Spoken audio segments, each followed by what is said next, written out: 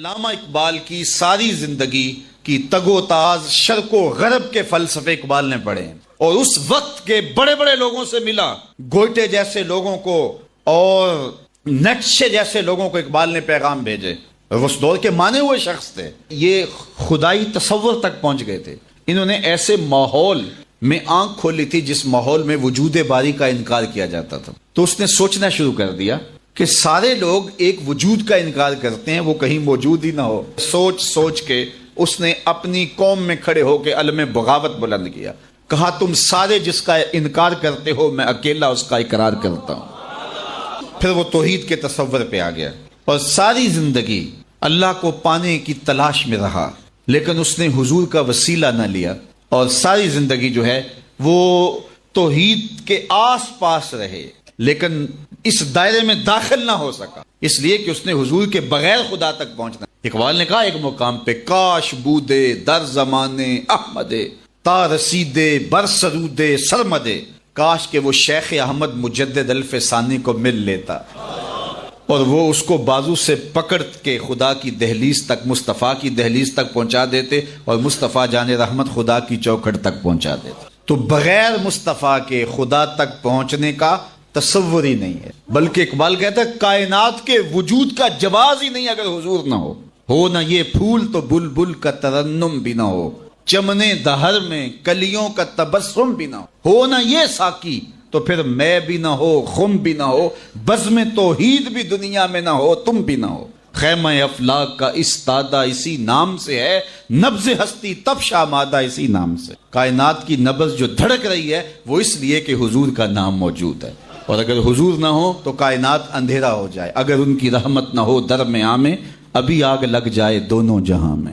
تو یہ کائنات کا وجود ہی حضور کے قدموں کا صدقہ ہے۔ تو اقبال ساری زندگی شرق اور غرب کو پڑھا، سارے فلسفے دیکھے، بڑے بڑے مشاہیر کو ملے، اہل علم سے ملاقاتیں ہوئیں، جدید الوہیات کے اوپر اقبال نے پی ایچ ڈی کی ہے، یہ اتنے ادق مضمون پہ، لیکن اس کے باوجود اقبال نے سب کچھ پڑھنے لکھنے سمجھنے سوچنے جاننے بوجھنے، شرق کو بھی دیکھا غرب کو بھی دیکھا، امراء کی مجلس میں بھی بیٹھے، غرباء کی صحبت میں بھی بیٹھے، فقیروں کے پاس بھی آئے، درویشوں کے پاس بھی گئے، علماء کے پاس بھی گئے، تنہائیوں میں بھی وقت گزارا اور راتیں جاگ جاگ کے بھی بسر کی، داتا حجویری کی چوکھٹ پہ بھی آتے رہے، حضرت خواجہ نظام الدین اولیاء کی چوکھٹ پہ دہلی بھی حاضر ہوئے، شیخ احمد مجدد الف ثانی کی چوکھٹ پہ بھی حاضر ہوئے۔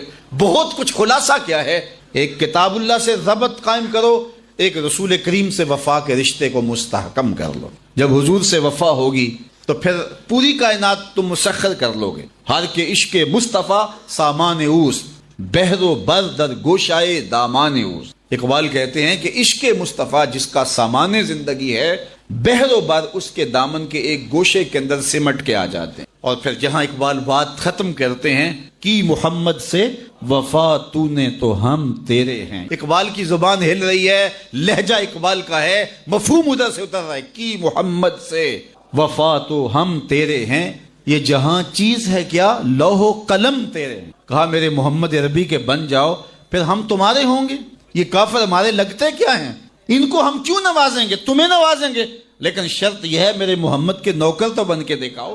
وَأَنْتُمُ الْعَالَوْنَ إِن كُنْتُم مُؤْمِنِينَ، تم ہی سر بلند ہوگے اگر تم میرے نبی کے بن کے دکھاؤ نا۔ وَأَنْتُمُ الْعَالَوْنَ، تم ہی سر بلند ہوگے، کی محمد سے وفا تم نے تو ہم تیرے ہیں۔ یہ جہاں چیز ہے کیا لوح و قلم تیرے، یہ دنیا کیا ہے، یہ جہاں کیا ہے، یہ حکومتیں کیا ہیں، یہ تخت و تاج کیا ہوتے ہیں، یہ بادشاہتیں کیا ہوتی ہیں، ہم قلم بھی تمہیں دے دیں گے، تختی بھی تمہیں پکڑا دیں گے، پھر جو لکھنا ہوا خود لکھ لینا، شرط ہے کہ وفا کا رشتہ رسول اللہ سے مستحکم ہو جائے۔ ارشاد فرمایا کہ اے ایمان والو اللہ کی حضور سارے توبہ کرو۔ توبہ کرنے کا حکم اس آیت میں سب کو دیا گیا ہے، توب الی اللہ جمیعا، اے ایمان والو سب کے سب اللہ کی حضور توبہ کرو۔ علامہ اسماعیل حقی نے یہاں بڑی خوبصورت بات لکھی، وہ فرماتے ہیں کہ اللہ تعالیٰ نے سب کو توبہ کا حکم دے کے گناہ گاروں کا پردہ رکھ لیا۔ اگر صرف گناہ گاروں کو کہا جاتا کہ تم توبہ کرو اور ان پر واجب کر دی جاتی اور نیکوکاروں پر توبہ کرنے کا حکم نامہ نہ رکھا گیا ہوتا تو پھر گناہ گار توبہ کرتے تو وہ نمایاں ہوتے۔ تو یہاں نیکوکاروں کو کہا گیا ہے کہ تم بھی توبہ کرو، بدکاروں کو کہا گیا ہے تم بھی توبہ کرو۔ نیک توبہ کریں گے تو درجے بلند ہوں گے، گناہ گار توبہ کریں گے تو گناہ معاف ہوں گے۔ اور رسول اللہ صلی اللہ علیہ وسلم نے کمال کرم فرمایا، حضور خود ایک دن میں 70 مرتبہ سے زیادہ استغفار کرتے تھے، اور حضور نے اپنا عمل لوگوں کے لیے چھوڑا۔ تو اللہ تعالیٰ کی یہ کرم نوازی ہے، اس کی صفت ہے کہ وہ ستار ہے، وہ پردہ پوش ہے اور بندوں کو رسوا نہیں کرتا۔ تو اس طرح اجتماعی طور پہ توبہ کرنے کا اس نے ہمیں حکم دیا۔ توبہ ما قبل کے سارے گناہوں کو مٹا دیتی۔ رسول کریم صلی اللہ علیہ وآلہ وسلم نے ارشاد فرمایا، التائب من الذنب کمن لا ذنب لہ، گناہ سے توبہ کرنے والا ایسا ہوتا ہے جس طرح اس نے گناہ کیا ہوا ہی نہیں ہے، اس کی زندگی پر کوئی گناہ ہے ہی نہیں۔ توبہ کرنے والا اس طرح گناہوں سے پاک ہو جاتا ہے جس طرح ابھی ماں کے پیٹ سے اس نے جنم لیا ہو۔ بلکہ فرمایا ہم ان کے گناہوں کو بدل کے نیکیوں میں تبدیل کر دیتے۔ تو جب گناہ بدل کے نیکیوں میں تبدیل ہوئے تو جتنا بڑا گناہ گار تھا اتنا بڑا نیکوکار ہو گیا، کیونکہ سارے کے سارے گناہ تبدیل ہو کے نیکیوں میں آ گئے۔ حضور علیہ السلام نے ارشاد فرمایا، کل قیامت کے دن ایک شخص اللہ کی بارگاہ میں حاضر ہوگا اور اللہ تعالیٰ اس کو نامہ اعمال دے گا اور فرمائے گا اسے پڑھ۔ تو وہ جب اپنے نامہ اعمال کو پڑھنے لگے گا تو جو بڑے بڑے گناہ ہوں گے تو اللہ سے شرم اور حیا کی وجہ سے وہ نہیں پڑھ پائے گا، تو چھوٹے چھوٹے گناہ پڑھتا جائے گا، تو بڑے بڑے گناہوں کو نظر انداز کرتا جائے گا، چھوڑتا جائے گا۔ تو جب وہ سارے گناہ پڑھ لے گا تو اللہ تعالیٰ ارشاد فرمائے گا، بندے یہ جو تو نے جتنے گناہ پڑھے ہیں نا، میں نے سب کو بدل کے نیکیوں میں تبدیل کر دیا۔ تو وہ جھٹ بولے گا، اے میرے رب ابھی تو بڑے بڑے گناہ رہتے ہیں، وہ تو میں نے ابھی پڑھے ہی نہیں ہیں۔ فَضَحِكَ النَّبِيُّ حَتَّى بَدَتْ أَنْيَابُهُ، حضور اتنا مسکرائے کہ حضور کی داڑھیں نظر آنے لگی، کہ پہلے گناہ چھوڑتا جاتا تھا لیکن جب کہا کہ یہ تیرے بدل کے نیکیوں میں تبدیل کر دیے تو وہ کہتا مالک ابھی تو بڑے بڑے میرے گناہ رہتے ہیں، میرے تو ابھی بڑے بڑے گناہ رہتے ہیں۔ تو اللہ تعالیٰ گناہوں کو بدل کے نیکیوں میں تبدیل کرتا ہے، تو جتنا بڑا گناہ گار ہوا اتنا بڑا نیکوکار ہوا، اور یہ اللہ کے لیے کوئی مشکل نہیں ہے، وہ سارے گناہوں کو معاف کر دے، اس کے لیے کیا مشکل ہے؟ اگر سمندروں کی جھاگ سے بھی زیادہ گناہ ہے، رب کہتا ہے میری چوکھٹ پہ آؤ تو صحیح، دامن پھیلاؤ تو صحیح، میری دہلیز پہ آؤ تو صحیح، میں تمہارے سارے گناہ معاف کر، بلکہ بدل کے نیکیوں میں تبدیل کر دوں۔ حضرت عمر کا زمانہ ہے، آپ جانتے ہاتھ میں کوڑا رکھتے تھے، تو آپ جا رہے تھے، ایک شرابی تھا، ہاتھ میں اس نے بوتل شراب کی پکڑی تھی، گلی کا موڑ کاٹا اس نے تو آگے حضرت عمر نظر آئے۔ حضرت عمر تو موقع پہ سزا دیتے تھے، ہاتھ میں درا پکڑا ہے تو اس نے دل ہی دل میں کہا مالک عمر کے قہر سے بچا لے، پکی توبہ کرتا ہوں آج کے بعد شراب نہیں پیوں گا، اور جلدی سے وہ شراب کی بوتل بغل میں دبا لی۔ حضرت عمر بھی سر پہ پہنچ گئے اور جھڑک کے کہا کہ یہ تیرے پاس کیا ہے؟ تو ڈرتے ہوئے کہا حضرت سرکہ ہے۔ تو عمر تھے، کہا نکال، تو جب نکالا تو واقعی سرکہ ہو گیا تھا۔ جو رب شراب کو سرکے میں بدلنے پہ قادر ہے، وہ رب گناہوں کو نیکیوں میں بدلنے پہ بھی قادر ہے۔ تو اس کے در پہ کوئی آئے تو صحیح، جھولی پھیلائے تو صحیح، ہم تو مائل بکرم ہیں کوئی سائل ہی نہیں، راہ دکھلائیں کسے راہ روے منزل ہی نہیں، کوئی اس کی دہلیز پہ تو آئے، اس کی چوکھٹ پہ تو آئے۔ انسان کی زندگی کی زیادہ تگ و تاز اور انسانی تردد یہ ہے کہ میری دنیا سنور جائے، اور وہ دنیا کو سنوارنے کے لیے بہت زیادہ محنت کرتا ہے، اور جتنے بھی طبقات انسانی ہیں وہ کسی بھی روپ میں ہو، آپ دیکھ لیں سب کی کوشش اور کاوش یہ ہوگی کہ میری دنیا سنور جائے۔ صبح سے لے کر شام تک اگر 24 گھنٹے ہیں تو اس میں 18 گھنٹے تک لوگ کام کرتے ہیں، اور ان کی زیادہ کوشش اور جد و جہد یہ ہوتی ہے کہ مجھے مالی آسودگی ہو جائے، مجھے اچھا گھر مل جائے، میری اولاد کے لیے کوئی ترکہ جو ہے وہ میری طرف سے جمع ہو جائے اور میری اولاد بعد میں آسودہ ہو۔ ہماری زندگی جو ہے وہ اس جو ہے وہ بیل کی طرح جو کنویں کے گرد گھومتا ہے، ساری زندگی اسی طرح گھومتی رہتی ہے کہ دنیا کی زندگی کے ساز و سامان ہمیں نصیب۔ وہ لوگ کتنے خوش نصیب ہیں کہ جن کی زندگی کی خواہشات رب کی رضا کو حاصل کرنا، دین کو تقویت دینا، دین کے لیے کوشش کرنا اور دین کے لیے جد و جہد کرنا۔ باقی دنیا کی زندگی ان کی جو ہے وہ محروم نہیں رہتی، وہ اچھی زندگی دنیا کی گزارتے ہیں۔ اس لیے ہماری ترجیح آخرت ہو، ہم دین کے لیے، اللہ کے لیے، اس کی رضا جوئی کے لیے دنیا پہ بھیجے گئے ہیں، عبادت کے لیے پیدا کیے گئے ہیں، ہم انسانی ہمدردی کے لیے پیدا کیے گئے ہیں، لیکن ہم نے اپنا وہ وظیفہ اپنے ذمے لازم کر لیا جو اللہ کا وعدہ ہے، وَمَا مِن دَابَّةٍ فِي الْأَرْضِ إِلَّا عَلَى اللَّهِ رِزْقُهَا، زمین پہ چلنے رینگنے والی کوئی چیز نہیں جس کا رزق اللہ کے ذمہ کرم پہ نہ ہو، لیکن ہم اپنی ساری کاوشیں اور ساری صلاحیتیں، ساری جد و جہد، بڑے بڑے ذہین فتین سمجھدار لوگ وہ ساری کوششیں اس پہ صرف کر دیتے ہیں کہ پیسہ کیسے کمانا ہے، دولت کیسے کمانی ہے، مال کیسے جمع کرنا ہے اور کس طرح امیر بننا، تو ساری زندگی کی قیمتی صلاحیت اس پہ صرف ہو جاتی ہے، جبکہ ہماری قد و کاوش یہ ہونی چاہیے کہ ہم اپنی آخرت کے لیے سوچیں۔ چونکہ انسان فطری طور پہ جو ہے وہ بے صبرہ ہے اور اسے اطمینان نہیں ہوتا تو وہ اس طرف بھاگتا ہے، تو اس انسانی فطرت کو اللہ تعالیٰ نے بیان فرمایا، بل تؤثرون الحیات الدنیا، تم دنیا کی جیتی زندگی کی طرف، دنیا کی طرف بھاگتے ہو اور تمہاری ترجیح یہی ہے، جبکہ حقیقت یہ ہے والآخرۃ خیر وابقیٰ، آخرت بہتر بھی ہے اور دائمی بھی ہے۔ یہ کون کہہ رہا ہے؟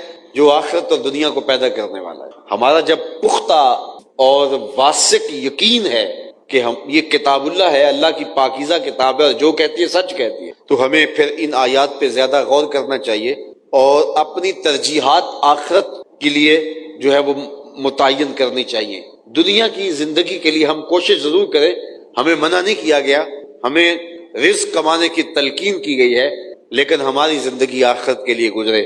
تو اللہ تعالیٰ فرماتا ہے والآخرۃ خیر وابقیٰ، آخرت بہتر بھی ہے اور دائمی بھی۔ بہتر کہ ساری دنیا ایک پلڑے میں رکھ دی جائے، اور امام راضی فرماتے ہیں کہ آخرت کی ٹھیکریاں بھی ایک پلڑے میں رکھ دی جائیں تو وہ ٹھیکریاں زیادہ وزنی اور قیمتی ہیں، اس لیے کہ وہ دائمی ہیں، عارضی نہیں ہیں، اور دنیا کی ساری دولتیں بھی ہوں تو وہ عارضی ہیں، مستقل نہیں۔ دوسری بات وابقیٰ، دنیا ہے ہی عارضی، بڑا جی لیں گے تو 100 سال جی لیں گے، اس سے بڑا عرصہ تو نہیں جی سکتے، چلو ہو سکتا ہے کوئی 120 سال تک چلا جائے، اور جو اتنی زندگی پا جائے 120 سال تک چلا جائے تو اس کا تو انٹرویو کرنے آ جاتے ہیں کہ آپ کی صحت کا راز کیا ہے۔ تو 100 سال 120 سال یہ بڑی زندگی ہے، یہ بڑی کسی کو مل گئی، اس میں بچپن کی غفلت کے ایام بھی نکالیں، جو سو کے وقت گزارا وہ بھی نکال دیں اور بڑھاپے کے دھکے بھی نکال دیں، چلو آپ سمجھ لیں کہ ساری زندگی خوشحالی تخت پہ بیٹھے گزری ہے، تو 120 سال زندگی ہے،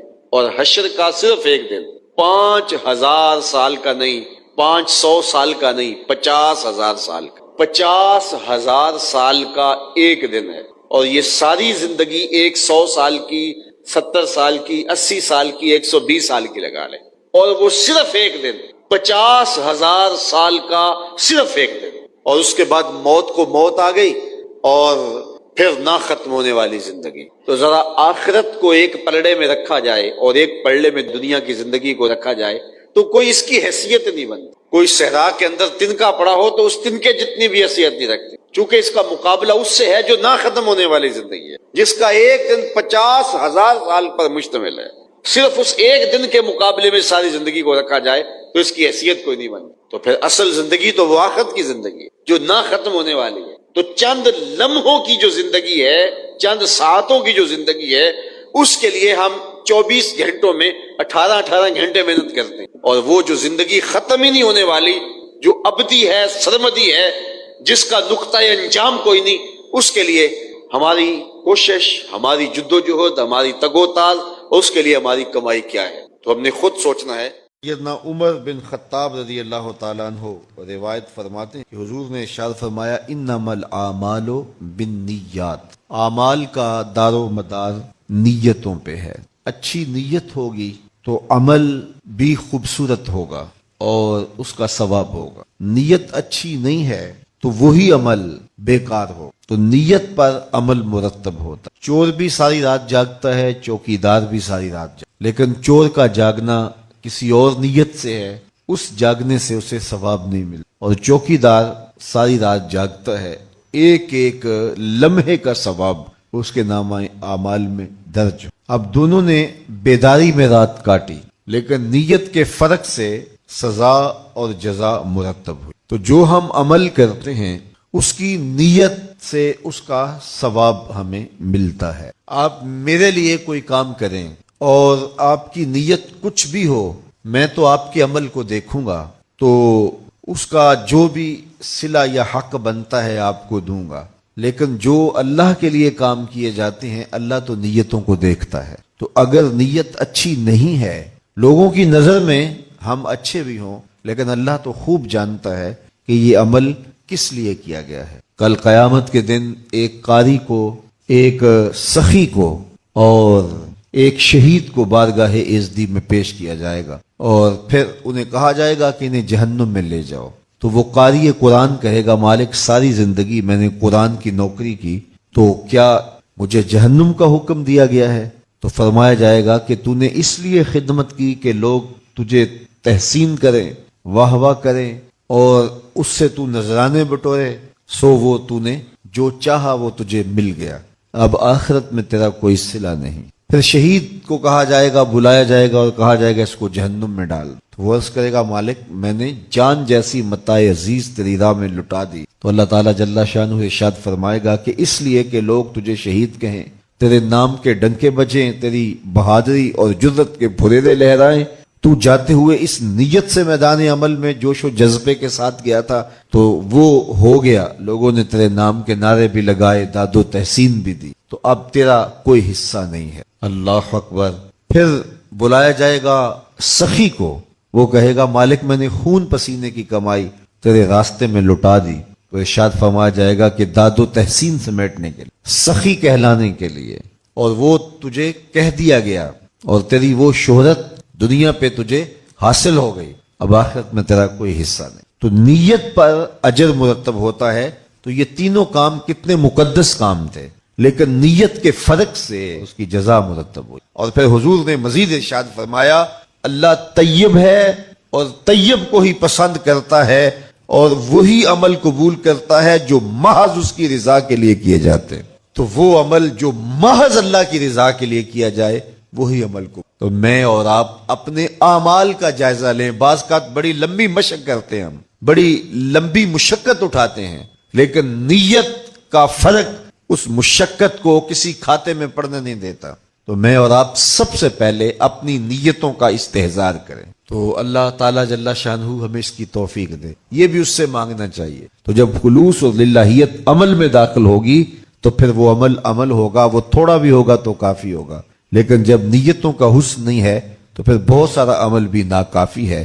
تو یہ دین کا ثلث ہے، علماء فرماتے ہیں پورے دین کا تیسرا حصہ یہ حدیث ہے، اس کو ہم سب سے پہلے اہمیت کے ساتھ اپنی روحوں میں اتار لیں۔ انما الاعمال بالنیات، اعمال کا دار و مدار نیتوں پر ہے۔ ہماری نیتیں درست ہونی چاہیے، نیتیں ہماری ٹھیک ہونی۔ ارشاد فرمایا لا اقسم بہذا البلد، مجھے اس شہر کی قسم، اس لیے کہ شہر میں تو جلوہ فرما ہے، اور تمہارے باپ ابراہیم کی قسم اور اس کی اولاد کی قسم۔ یہ قسمیں فرما کر کیا کہا؟ لقد خلقنا الانسان فی کبد، ہم نے انسان کو مشقت میں رہتا ہوا پیدا کیا۔ انسان کی زندگی کا مقصد یہ نہیں ہے کہ وہ آسائشیں اور سہولتیں ہی تلاش کرتا ہے، کہ اس کے لیے زندگی میں کوئی کٹھن مرحلہ نہ ہو۔ یہ ایک مرد اور ایک انسان جو اپنی انسانیت کے جوہر سے آگاہ ہے، یہ اس کا مطالبہ نہیں ہوگا، بلکہ وہ تو کہتا ہے کیا میں نے اس خاکدان سے کنارہ، جہاں رزق کا نام ہے آب و دانا، پلٹنا جھپٹنا جھپٹ کر پلٹنا، لہو گرم رکھنے کا ہے ایک بہانہ، پرندوں کی دنیا کا درویش ہوں میں کہ شاہی بناتا نہیں آشیانہ۔ یعنی انسان مشقتوں میں رہتا ہوا پیدا کیا گیا، بالکل آسان زندگی، سہل زندگی، کوئی تکلیف نہ پہنچے، مخمل کے فرش پہ بھی چلے تو پاؤں میں موچ آ جائے، کیلا کھانے سے بھی جو ہے وہ دانت ہلتے چلے جائیں، یہ ایک مرد کی پہچان نہیں ہے۔ انسان کو اللہ نے مشقتوں اور دکھوں کے اندر رہتا ہوا پیدا کیا ہے تاکہ وہ حالات کا مقابلہ کرے۔ یہ تو شاہین ہے اور پہاڑوں کی چٹانوں پہ اس کے بسیرے ہیں، لہذا یہ قسمیں فرما کر کہا۔ اور قسم مکے کی کیوں فرمائی؟ شہر محبوب کی قسم کیوں فرمائی؟ اس لیے کہ اس شہر میں حضور نے پتھر کھائے تھے، اس شہر کے اندر گڑھے کھودے تھے، اس شہر کے اندر اجریاں ڈالی گئی تھی، اس شہر کے اندر حضور علیہ السلام کے اوپر کوڑے ڈالے گئے تھے، اس لیے کہا محبوب اس شہر کی قسم، جس شہر میں تو نے دکھ سہے، جس شہر کے اندر تو نے تکلیف سہی، کھدے ہوئے گڑھے، بچھے ہوئے کانٹے، راستوں کی تکلیفیں تو نے سہی اور ہنس کے سہی، میرے نام پہ سہی۔ محبوب اس شہر کی قسم، ہم نے انسان کو آسائشوں میں رہتا ہوا نہیں بلکہ دکھوں کے ساتھ ٹکراتا ہوا پیدا کیا، وہ حالات کے جبر کا مقابلہ کرتا ہے، وہ کشمکش کے اندر کود جاتا ہے، وہ ہنگامہ خیر و شر کے اندر ایک موتی بن کے نکھرتا ہے، وہ آسان زندگی کا متلاشی نہیں ہے بلکہ محبوب تیرے شہر کی قسم انسان کو مشقتوں میں اور تکلیفوں میں رہتا ہوا پیدا کیا گیا ہے۔ تمام عمر طوفان سے کھیلتے گزری، تمام عمر طوفان سے کھیلتے گزری، نیا کے ڈوبنے کا ڈر بھی رہا۔ یہ ہے زندگی ایک مومن۔ ہر بندہ چاہتا یہ ہے کہ میرے لیے دکھ کوئی نہ ہو، گھر میں آسودگی، گاڑی میں آسودگی، میں کوئی کام نہ کروں، میرے لیے مشقت نہ ہو، آسودگی ہو جائے۔ یہ جو ڈبل شاہ کا کاروبار چلا یہ بھی اس لیے ہر بندہ چاہتا تھا یوں ہی میرے پاس پیسے آ جائیں، نہ مجھے کام کرنا پڑے، نہ دماغ لڑانا پڑے، نہ مجھے اپنے اعضاء کو حرکت دینی پڑے۔ تو یہ انسان جو ہے وہ کیسی سوچ رکھتا ہے، جبکہ اللہ تعالیٰ نے قسمیں فرما کر کہا محبوب ہم نے انسان کو مشقتوں میں رہتا ہوا پیدا، دکھوں کے ساتھ نبھاؤ۔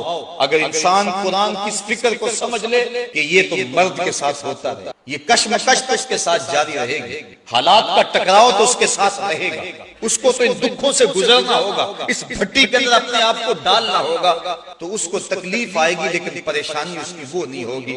واصف علی واصف نے کہا تھا کہ اپنی مرضی اور اللہ کی مرضی میں فرق کا نام غم ہے۔ جب بندہ اپنی مرضی اور اللہ کی مرضی میں فرق کر دے تو اسے غم ہے، اور جب بندہ کہتا ہے یہ سونا میرے دکھ پہ چلا تے میں سکھ نو چلے ڈاؤں، پھر وہ جلتی ہوئی چکھا کے اندر بھی مسکراتا ہوا چلا گیا۔ جبریل پوچھتے بھی ہیں کہ اب تو کہہ لو نا کہ مجھے اس دکھ سے بچا لیا جائے، اللہ کا نام لیوا توحید کا پرستار دنیا پہ ایک ہی ہے اور وہ بھی آگ میں کود رہا ہے۔ تو جواباً خلیل علیہ السلام کہتے ہیں جبریل بتاؤ نا ان کافروں کے دل میں کس نے ڈالا کہ مجھے آگ میں جلایا جائے، اس کی مشیت کے بغیر ہو گیا یہ؟ کہا رب جلیل نے، کہا اگر جلیل کی یہ مرضی ہے تو پھر خلیل کی بھی یہ بھی ہے۔ تو پھر انسان کے لیے دکھ نہیں رہتا بلکہ اس دکھ کے اندر سے بھی انسان لذت کشی کر لے۔ تو کہا انسان کو ہم نے مشقتوں میں رہتا ہوا پیدا کیا ہے، دکھ اس کا گھیرا کریں گے، بیماری اس کا گھیراؤ کریں گی، غربت پسماندگی اس کو تکلیف دے گی، لیکن یہ حالات کا جبر کا مقابلہ کرتے ہوئے آگے بڑھتا چلا جائے۔ بارشوں کا نہ ہو اس کو ہم اگنور کر دیں، وہ کر دیں، ہم کہتے ہیں ہمارا کام چل رہا ہے، لیکن موسم پہ بارش کا نہ ہونا یہ اللہ کی ناراضگی۔ کچھ لوگ ایسے ہوتے ہیں کہ کسی کی ناراضگی کو معصوم، یہ محبت کی کمی، جس سے محبت تھوڑی سی ہونا تو وہ تھوڑا سا انداز تبدیل کرنا تو چین کی نیند نہیں آتی۔ اس سے محبت ہے تو کیا ہوا، مجھ سے کیا غلطی ہوگی، بار بار اپنے معاملات پہ غور کر، پھر حال کی پوچھتا ہے کہ صاحب کیا غلطی، بولتے کیوں، یا میرے سے بولنے کا وہ انداز۔ اور کسی سے محبت نہ ہو، خالی خولا تعلق ہو، سادہ سا تعلق ہو، عام دعویٰ ہو، روٹھا رہے تو روٹھا رہے، ناراض ہو، وہ کہہ بھی دے میں ناراض ہوں، اچھا ٹھیک ہے جی کر لیں گے آپ کو۔ تو یہ بارشوں کا نہ ہونا یہ اللہ کی ناراضگی، موسم کی بارشوں کا نہ ہونا یہ اللہ کی ناراضگی۔ اس کو اگر قوم محسوس کوئی بات نہیں، لیکن بات بارش کی ہے، بات میرے اور آپ کے آقا مولا نبی رحمت صلاۃ الاستسقاء پر۔ صلاۃ الاستسقاء اللہ کی رجوع کا نام۔ ایک تو دعائے استسقاء نے کہا دعا مانگ، حضور علیہ السلام ہاتھ رب خالی، اعلی حضرت بولے اجابت کا صحرا عنایت کا جوڑا، دلہن بن کے نکلی دعائے محمد صلی اللہ۔ حضور جب ہاتھ اٹھاتے تھے پھر خالی نہیں موڑے۔ حضرت انس رضی اللہ تعالیٰ عنہ سے مروی ہے کہ حضور جمعہ پڑھانے کے لیے ممبر پہ تشریف ہو، کیسا ماحول ہوگا جب مسجد نبوی کچی ہو اور اس میں پکے عقیدے کے لوگ بیٹھے ہوں گے، اللہ اکبر، نیچے تو کنکر بچھے ہوں گے اور آنکھوں میں حضور کی زیارت کے پھول ہوں گے، کیسا رنگ ہوگا، کھجور کے پتوں کی چھت اور حضور ممبر پہ جلوہ فراز۔ ایک دیہاتی اٹھ کے کھڑا ہو گیا، حضور ہم ہلاک ہو گئے، ہمارے مال مویشی ہلاک ہو گئے۔ ہمارا کیا ہوا؟ عرض کی حضور بارش نہیں ہو، بارش نہیں ہے تو سبزہ بھی نہیں ہے، سبزہ نہیں ہے تو مویشی ہلاک ہو گئے، دودھ بھی خشک ہو گیا۔ حضرت انس رضی اللہ تعالیٰ عنہ سے روایت ہے، فرماتے ہیں میں صحن میں بیٹھا ہوا، اللہ اکبر، تو جب اس نے یہ اٹھ کے اپنی حاجت کہی تو میرے حضور کے ہاتھ، تو جب ہاتھ اٹھے اللہ کی بارگاہ میں بارش کی دعا کی۔ حضرت انس کہتے ہیں کہ میں نے دیکھا آسمان پہ بادل کا ایک ٹکڑا بھی نہیں، بس ادھر حضور کے ہاتھ اٹھے، ایک چھوٹا سا ٹکڑا آیا اور پورے مدینے پہ چھا گیا اور بارش برسنے لگی، حتیٰ کہ وہ کھجور کی چھت ٹپک رہی اور حضور علیہ الصلوۃ والسلام پر بارش کے قطرے گر رہے تھے، حتیٰ کہ حضور کی مبارک داڑھی تر ہو رہی۔ خیر نماز پڑھائی تو حضور پھر بیٹھ گئے اور فرمایا کسی کو یاد ہے میرے چچا کے اشعار؟ تو حضرت علی المرتضیٰ نے عرض کی شاید آپ کی مراد وَأَبْيَضُ يُسْتَسْقَى الْغَمَامُ بِوَجْهِهِ سے ہے۔ حضور نے فرمایا ہاں۔ تو حضرت علی اٹھ کے وہ شعر پڑھنے اور حضور سن رہے تھے اور ساتھ مسکرائے جا رہے تھے۔ مسجد نبوی میں محفل نعت سجی اور جس کی نعت پڑھی جا رہی تھی وہ سامنے بیٹھے ہوئے تھے اور صحابہ دیدار کر رہے تھے اور حضرت علی نعت خان تھے، حضرت علی پڑھ رہے تھے وَأَبْيَضُ يُسْتَسْقَى الْغَمَامُ بِوَجْهِهِ سمال الیتاما عصمت للارامل، یہ گوری رنگت والا جس کے چہرے کو دیکھ کے بادل امٹ کے آتے، اللہ، غریبوں کا سہارا اور یتیموں کا آسر۔ یہ حضرت علی المرتضیٰ پڑھ رہے، حضور مسکرائے جا رہے ہیں، مسکرائے جا رہے ہیں۔ پھر حضور علیہ الصلوۃ والسلام نے ٹھنڈی آب بھری اور فرمایا للہ در ابی طالب لو کان حیا لکرت عیناہ، کاش آج میرے چچا ابو طالب ہوتے، ان کی آنکھیں ٹھنڈی ہو جاتی۔ اللہ اکبر۔ تو ایک یہ طریقہ تھا اور حضور علیہ الصلوۃ والسلام کا یہ طریقہ بھی امت میں رائج ہے کہ جب بھی اس طرح کے معاملے ہوں تو اس لیے ان سے دعائیں منگوانی چاہیے، اہل اللہ کے پاس جا کے عرض کہ وہ دعا مانگے اور اللہ تعالیٰ مشائخ، علماء، گزار، شب زدار لوگوں سے، بوڑھے لوگوں، سفید بالوں کی ادب حیا کر ان سے دعا